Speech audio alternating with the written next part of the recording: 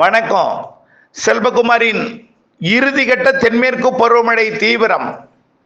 ஆந்திர பிரதேசம் கடக்கும் அடுத்தடுத்த 3 நிகழ்வுகள்.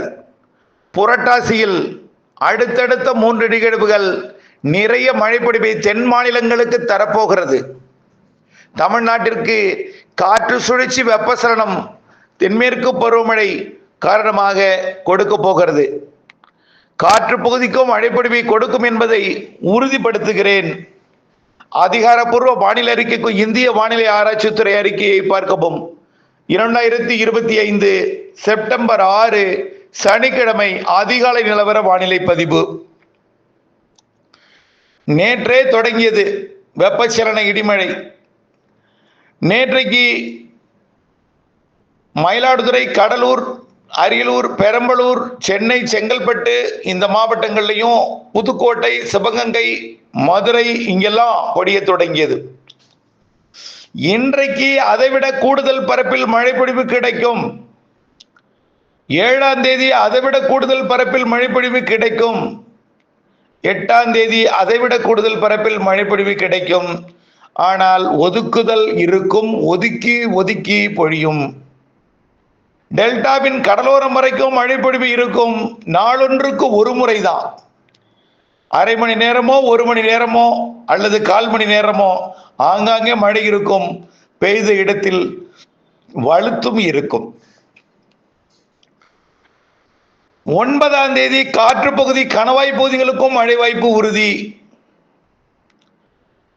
அப்படியே 15ஆம் தேதி வரைக்கும் படிப்படியாக மழைப்பொழிவு மெல்ல தீவிரமடையும்.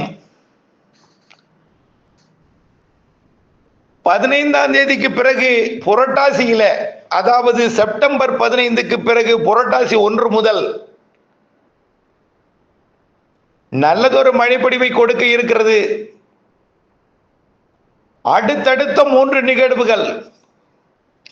22ஆம் தேதி, செப்டம்பர் 22ஆம் தேதிக்கு முன்பு உருவாகக்கூடிய நிகழ்வு வடக்கு ஆந்திர பிரதேசம், கிட்டத்தட்ட தெற்கு மத்திய ஆந்திர பிரதேசத்தை ஒட்டி கிருஷ்ணா, கோதாவரி மாவட்டங்கள் வழியாக, அப்படியே தெலுங்கானா வழியாக, கர்நாடகாவின் வடக்கு ஓரம் மகாராஷ்டிரா வழியாக குஜராத் பயணிக்க இருக்கிறது. அந்த நிகழ்வை விட அடுத்த நிகழ்வு தமிழ்நாட்டிற்கு இது வடகிழக்கு பருவமழையை தொடங்கியது போன்ற ஒரு மழைப்பொழிவை கொடுக்க போகிறது. நீண்ட காலமா சொல்லிட்டே வர்றோம். 8ஆம் தேதிக்கு மேல மழைப்பொழிவு தீவிரம். படிப்படியாக 12ஆம் தேதிக்கு மேல் நிகழ்வு உருவாகும். 15, 16, 17 அது கடக்கும். அதனால் மழைப்பொழிவு தரும். அடுத்த நிகழ்வு 23ஆம் தேதியிலிருந்து 30ஆம் தேதி வரை அது அதைவிட கூடுதல் மழைப்பொழிவை கொடுக்கும். அது வியப்பூட்டும் மழையாக இருக்கும். அது என்ன வியப்பூட்டும் மழை என்றால், வடகிழக்கு பருவமழை தொடங்கியது போன்ற ஒரு மழைப்பொழிவை கொடுக்கும். ஆனால் வடகிழக்கு பருவமழை அதற்கு பிறகு 25 நாட்கள் இருக்கிறது. அந்த 25 நாள் தொடங்குவதற்கு முந்தைய 25 நாள் தென்மேற்கு பருவமழையே வடகிழக்கு பருவமழை போன்ற ஒரு மழைப்பொழிவை ஆந்திர பிரதேசத்தில் அமையக்கூடிய நிகழ்வு மழைப்பொழிவை கொடுக்கும். மத்திய ஆந்திர பிரதேசம், மசூலிப்பட்டினம், பீமாவரம், நர்சாபூர், விஜயவாடா வழியாக கடக்கக்கூடிய அந்த நிகழ்வு நிறைய மழைப்பொழிவை தரும். தமிழ்நாட்டின் வடகடலோரம், வடவுள் மாவட்ட பகுதிகள், கர்நாடகா, ஆந்திர எல்லையோரம் முதலிடத்தை பிடிக்கும். சார், மறுபடியும் அங்கேயே முதலிடமா? விருதுநகருக்கு இருக்காதா? திண்டுக்கல் இருக்காதா? திருப்பூர் இருக்காதா என்று கேட்கலாம். இருக்கும். திருப்தியான மழை இருக்கும். அதைவிட கூடுதல் மழை போதுமென்று அளவிலே வியப்பூட்டு மழை, பேசு பொருளாக்கக்கூடிய மழை சென்னை, திருவள்ளூர், செங்கல்பட்டு, காஞ்சிபுரம், திருப்பத்தூர், வேலூர், ராணிப்பேட்டை, திருவண்ணாமலை உள்ளிட்ட மாவட்டங்களுக்கும், கிருஷ்ணகிரி உள்ளிட்ட மாவட்டங்களுக்கும், ஆந்திர பகுதிக்கும், கர்நாடக பகுதிக்கும் முதலிடம் பிடிக்கக்கூடிய அளவிலே மழைப்பொழிவை கொடுக்கும். தூத்துக்குடிக்கும் இருக்கும். தென்மேற்கு பருவமழை தூத்துக்குடிக்கு தான் குறைவான மழைப்பொழிவு என்பது தெரியும். அந்த குறைவாக பெய்யக்கூடிய அந்த சராசரி மழைப்பொழிவும் கிடைத்துவிடும்.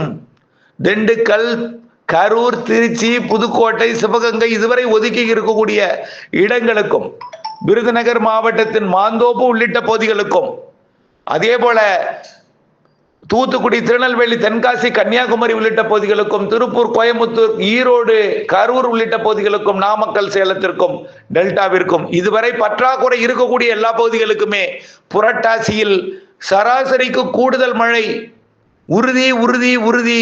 செப்டம்பர் 30க்குள் நல்ல மழைப்பிடிப்பை கொடுத்துவிடும். செப்டம்பர் 30க்குள் பெய்யக்கூடிய மழைதான் தென்மேற்கு பருவமழை புள்ளி விவரத்தில் வரும். அக்டோபர் 1 வந்துவிட்டால் அது வடகிழக்கு பருவமழை புள்ளி விவரத்தில் வந்துவிடும்.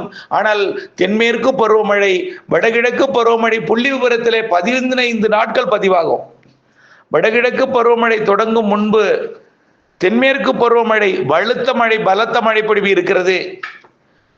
செப்டம்பர் இறுதி 23ஆம் தேதியிலிருந்து 30ஆம் தேதி வரை பெய்யக்கூடிய மழைப்பொழிவை காட்டிலும் அக்டோபர் முதல் 15 தேதியில் இறக்கக்கூடிய 2 நிகழ்வுகள் இன்னும் கூடுதல் மழைப்பொழிவை கொடுக்கும்.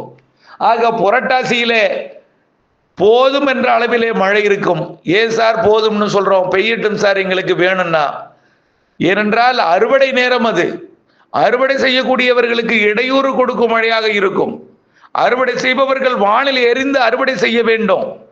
ஃபார்வேர்டு வரும், பார்த்திருக்கலாம் என்று நீங்கள் இருக்கக்கூடாது. வானிலையை தேடி அதில் துல்லியம் அறிந்து திட்டமிட்ட வேளாண்மை செய்திட வேண்டும். அறுவடை உள்ளிட்ட வகைகளுக்கு நாள் குறிப்பதில் நீங்கள் மிகவும் உன்னிப்பாக கவனித்து உற்று நோக்கி தெளிந்தறிந்து புரிந்தறிந்து நாள் குறிக்க வேண்டும். இந்த நாள் குறிக்க வேண்டிய கட்டாயத்தில் இருக்கிறீர்கள். புரட்டாசியில் தான் நிறைய மழை பொழிவு இருக்கும். அதனைத் தொடர்ந்து வடகிழக்கு பருவமழை தொடங்கிவிடும். ஆக புரட்டாசியில் அறுவடை செய்யும் நேரத்தில் மழை பொழிவு இருக்கும் என்பதனால கண்டிப்பா வானிலை அறிக்கைக்குள் இணைந்திருக்க வேண்டிய கட்டாயத்தில் இருக்கிறீர்கள். ஆக ஆண்டு முழுவதும் 2 அறிக்கை, குறைந்தபட்சம் நாளொன்றுக்கு 2 அறிக்கை கொடுத்து கத்திக் கொண்டிருக்கும் இந்த வேளையில வானிலையே அறியாமல் விவசாயம் செய்து கொண்டிருக்கூடிய விவசாயிகளுடைய நிலையை பார்த்தால் வேதனையாக இருக்கிறது. இனிமேல் வானிலை அறிந்து விவசாயம் செய்யாவிட்டால் உங்களுக்கு ஏற்படுவது நஷ்டமாகத்தான் இருக்கும். அறுவடைக்கு நாள் குறிப்பது முதல் விதைப்பது முதல் அனைத்திற்குமே உன்னிப்பாக கவனித்து மிக துல்லியமாக திட்டமிட்டால் மட்டுமே நாம் வெற்றி அடைய முடியும். அப்படித்தான் இருக்கிறது புரட்டாசியில் இருந்து தை வரை. ஆக புரட்டாசியே தென்மேற்கு பருவமழையே வடகிழக்கு பருவமழை போல் பெய்ய போகிறது. ஐப்பசியை, கார்த்திகை, மார்கழி, தையும் நிறைய மழைப்பொழிவை கொடுக்க இருக்கிறது. மழை இல்லாத நாட்கள் குறைவாக இருக்கும். அடைமழை நாட்கள் நிறைய இருக்கும். மிக கனமழை பொழிவு நாட்கள், குறைந்த நேரத்தில் அதிக மழை பொழிவு நாட்கள், இடிமின்னல் மழை பொழிவு நாட்கள், வலுவான நிகழ்வு நாட்கள், குறைந்த நேரத்தில் அதிக மழை பொழிவும் நிகழ்வுகள் என்று நிறைய வித்தியாசமான ஒரு வானிலையை படைக்கப் போகிறது இந்த 2025 வடகிழக்கு பருவமழையும் இறுதிக்கட்ட தென்மேற்கு பருவமழையும் என்பதில் நீங்கள் புரிந்து கொள்ள வேண்டும். மழை இல்லை என்று வேதனைப்பட்டு கொண்டிருப்பவர்களுக்கு ஒரே ஒரு வார்த்தை தான், சற்றே பொறுமை காத்திடுங்கள். புரட்டாசி பிறக்கட்டும், புதுமை படைக்கும் உங்களுக்கு. அப்பொழுது உங்களுடைய பணிகள் எல்லாம் சிறக்கும். உள் மாவட்டங்களிலே சராசரிக்கு கூடுதல் மழை பொழிவு இருக்கும். கடலோர மாவட்டங்களிலே சராசரிக்கு மிகுதியாக இருக்கும். நிகழ்வுகள் எல்லா மாவட்டங்களுக்குமே இருக்கிறது. எல்லா மாவட்டங்களும் வழித்தடமாக அமையும். நிகழ்வுகள் அடுத்தடுத்து வர இருக்கிறது. வலிமையான நிகழ்வும் உண்டு, சிறு நிகழ்வும் வலிமையான மழை தரும். அதாவது நிறைய மழை தரும் நிகழ்வுகள் இருக்கிறது என்பதை தான் இதுல வலிமையான நிகழ்வு என்று தெரியப்படுத்த விரும்புகிறேன். ஆக வானிலை அறிந்து விவசாயம் செய்திடவும், 10% இடத்துல பண்ணை குட்டை அமைத்து மழைநீரை சேகரித்திடவும், தேவை ஏற்படும் பொழுது நீர் பாய்ச்சி நாம் அனைத்து விவசாய பணிகளையும் செய்து கொள்வதற்கு வரக்கூடிய வடகிழக்கு பருவமழையை நீங்கள் சேமித்து வரக்கூடிய கோடை மற்றும் தென்மேற்கு பருவமழை காலங்களுக்கு பயன்படுத்திக் கொள்வதற்கு நீங்கள் திட்டம் வகுத்துக் கொள்ள அன்போடு கேட்டுக்கொள்கிறேன். தொடர்ந்து வானிலை ஆய்வறிக்கையுடன் இணைந்திருங்கள், திட்டமிட்ட பணி செய்திடுங்கள். நன்றி.